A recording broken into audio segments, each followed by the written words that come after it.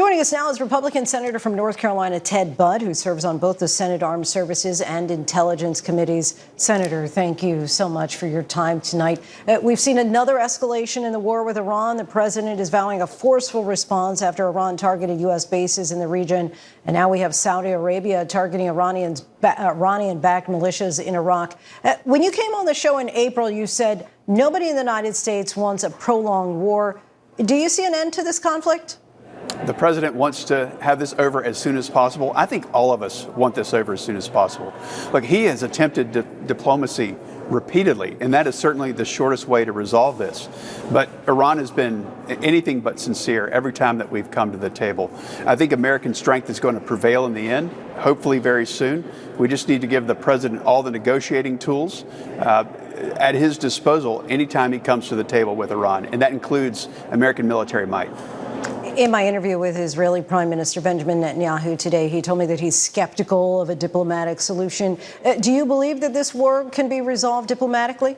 Look, we've tried it repeatedly. I mean, this started February 28th, but really the president, this is not trying to resolve a problem that started on February 28th. This was a problem not even last June during Midnight Hammer. This is a problem that's been around since 1979.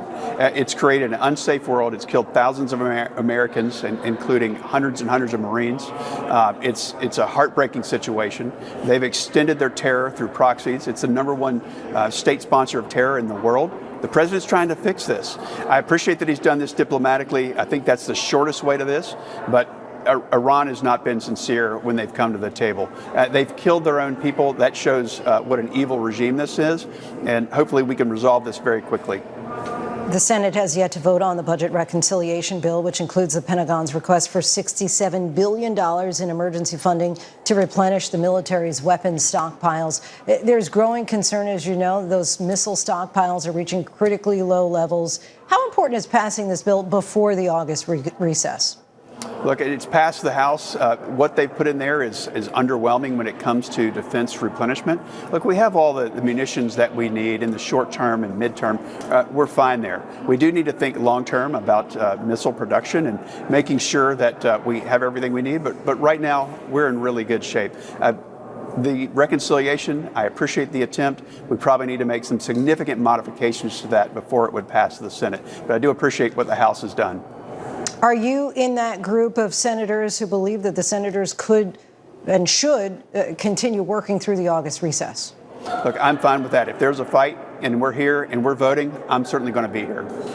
The Senate confirmed Jay Clayton as the next director of national intelligence last night, but ABC News has reported the interim director, Bill Pulte, has cut 30% of the staff as a member of the Senate Intelligence Committee. Are you concerned about whether the agency is adequately staffed to keep Americans safe?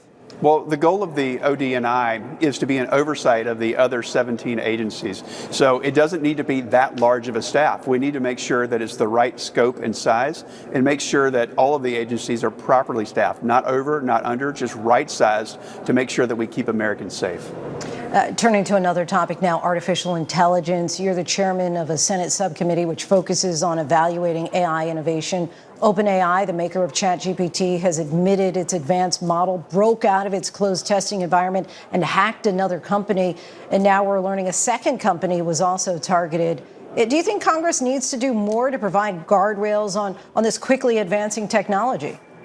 We do. That was actually, it was very impressive and very scary at the same time what OpenAI did with the Hugging Face last week, which was a French company.